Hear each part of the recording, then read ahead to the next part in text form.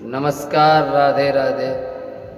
मैं नितिन कुमार यूट्यूब के इस अंक के साथ एक बार फिर से आपका स्वागत है।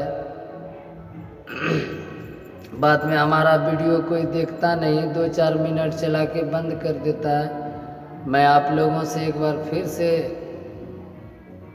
विनती करता हूं कि आप हमारे वीडियो को लाइक करें, शेयर करें, सब्सक्राइब करें, ताकि हमारा जो उत्साह है वो और बढ़े और मैं आपको और अच्छे वीडियो आपको दे सकूं। इसलिए आज मैंने ये पहले ही बोला है। तो हमारी जो चर्चा हो रही थी वो अपने सनातन धर्म के बारे में हो रही थी। ये सारी चीज़ें मैं सनातन धर्म के ही बारे में बता रहा हूँ। लेकिन आज हमारे लोग क्या कर रहे हैं, हम पश्चिम की ओर जा रहे हैं। पश्चिम में डूबने वाला जाता है। हमारे सूर्य देवता भी उदय होते हैं पूर्व में, लेकिन वो पश्चिम में जाके डूब जाते हैं। तो आप लोग सोच लो क्या करना है आपको, डूबना है या उगना है। अब आप लोग स्वयं सोच लो कि आपको क्या करना है, आपको डूबना है या उगना है। यदि उगना है तो उगते सूरज को नमस्कार करो, अर्थात पूर्व को नमस्कार करो, अपनी संस्कृति को नमस्कार करो, अपनी सभ्यताओं को नमस्कार करो, अपने सनातन धर्म को नमस्कार करो। वो आपको मार्ग बताएंगे। आप यदि अपने सनातन धर्म और अपने शास्त्रों को, अपने ग्रंथों को देखिएगा, उसमें जीवन की वो सारी बातें लिखी हुई हैं, वो सारी समस्याएं लिखी हुई हैं जो हम अपने जीवन में, जो हमारे जीवन में सामना होता है और हमें लगता है कि अब हम पराजित हो गए। उन सारी समस्याओं का हल हमारी गीता में, हमारे रामायण में, हमारे भागवत महापुराण में, इन सब का हल हमारे ऋषि मुनियों ने अपने अनुभव के आधार पर पहले ही लिख दिया है। इसलिए मैं कहता हूँ, प्राय सबको कहता हूँ, बार बार अपने दोस्तों, यारों, मित्रों को कहता हूँ कि आप कुछ पढ़ो या नहीं पढ़ो, आप गीता का अध्ययन जरूर करो। उससे क्या होगा कि आप यदि गीता का अध्ययन करते हैं तो आप के जीवन में जितनी भी कठिनाइयां आने वाली हैं वो पहले से आपको पता चल जाएंगी। आप पहले से उसका हल ढूंढ सकते हो। एक बार मैंने एक पत्रिका में पढ़ा, एक समाचार पत्र में पढ़ा, ये हमारे एक कहीं विदेश में, देखिए खबर उतना याद नहीं है, कि वहाँ गीता को बैंड कर दिया गया। कि गीता, वहाँ के कुछ विद्वानों का कहना हुआ कि गीता में वो भगवान कृष्ण पर आरोप लगाते हैं कि उन्होंने अर्जुन को ललकार कर इस युद्ध के लिए, मतलब कि इस युद्ध को लड़वाया। अर्जुन अपना शस्त्र त्याग चुके थे। ये तो हम आप भी भली भांति जानते हैं। जो शास्त्र नहीं पढ़ते हैं उन्होंने टीवी सीरियल में देखा होगा, क्योंकि महाभारत जो है वो पौराणिक सीरियल है, B.R. चोपड़ा द्वारा बनाया गया है। बहुत अच्छा लगता है। मैंने कम से कम जितनी बार टीवी पर उसका प्रसारण होता है मैंने उतनी बार उसे देखा है। उसमें हमें सबका संवाद बहुत अच्छा लगता है। भीष्म पितामह हुए, हमारे भगवान श्री कृष्ण का किरदार जो नीतीश भारद्वाज ने निभाया है, उनका भी हमें बहुत अच्छा लगा।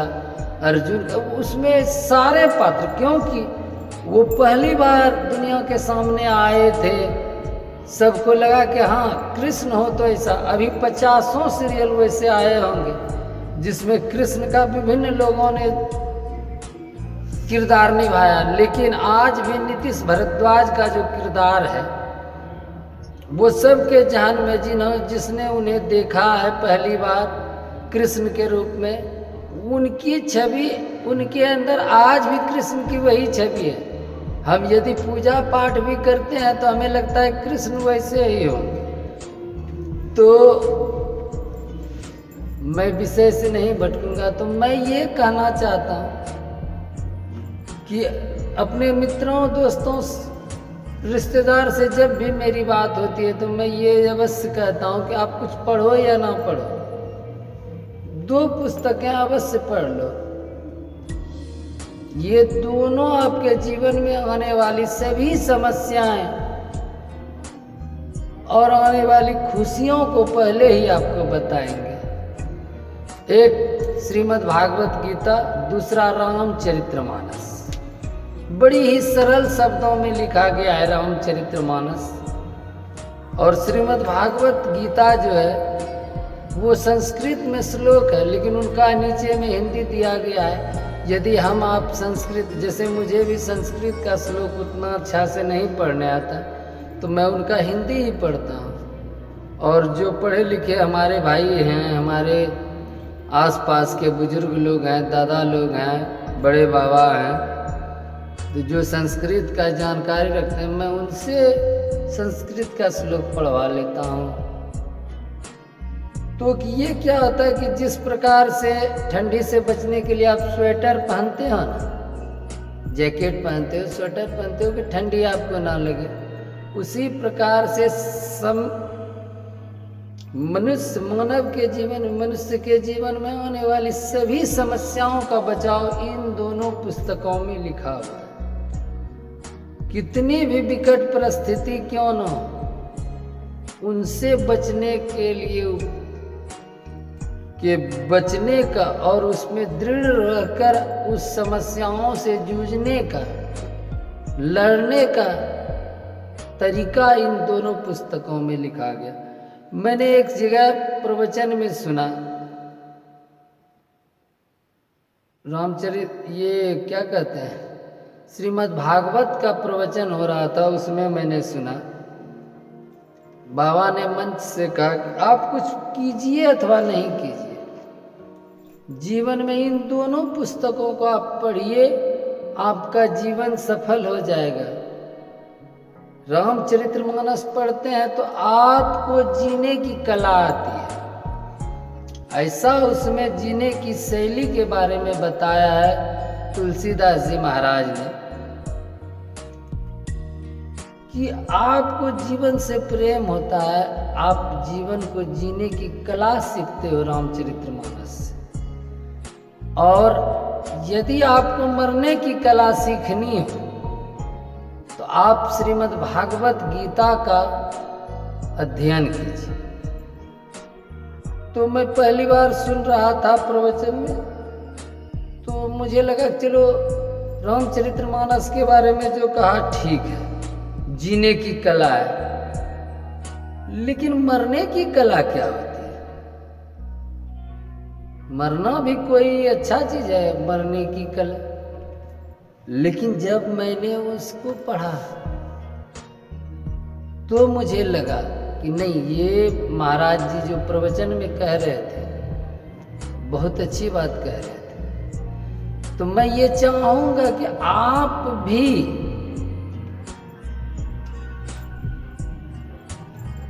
कुछ कीजिए नहीं कीजिए, आपके घर में है, आपके दादा परदादा या आपके बाबूजी पिताजी ने आपके घर में जो रामचरितमानस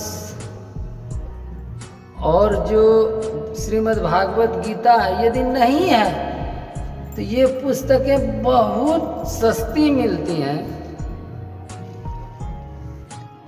आप उसे मंगाइए और समय निकाल कर, ज़्यादा नहीं, 2 श्लोक 4 श्लोक 2 चौपाई 4 चौपाई पढ़िए, साल भर में पढ़िए, 2 साल में पढ़िए, 5 साल में पढ़िए, तो आपको जीवन का अर्थ समझ में आएगा।